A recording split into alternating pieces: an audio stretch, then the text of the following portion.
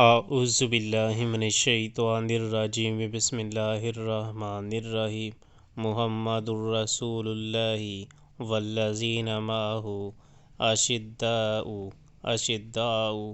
علی الکفار رحماء بینہم تراہم رکعا سجدا یبتغون فضلا من اللہ ورضوانا سیماہم فی وجوہہم من اثر السجود ذالک مثلہم فی التوراۃ ومثلہم فی الانجیل کزرع اخرج شطأہ فآزرہ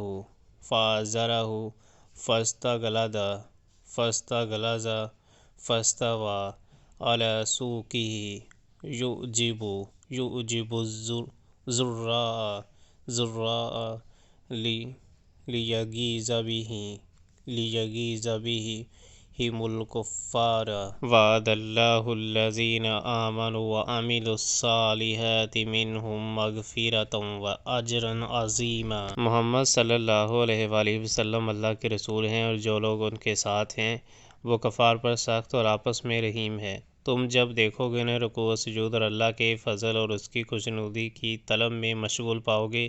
سجود کے اثرات ان کے چہرے پر موجود ہیں جن سے وہ الگ پہچانے جاتے ہیں۔ یہ ہیں ان کی صفت۔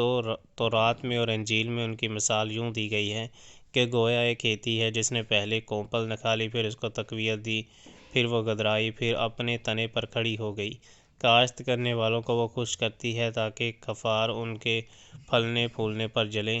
اس گروہ کے لوگ جو ایمان لائے ہیں اور جنہوں نے نیک عمل کیے ہیں، اللہ نے ان سے مغفرت اور بڑے اجر کا وعدہ فرمایا ہے۔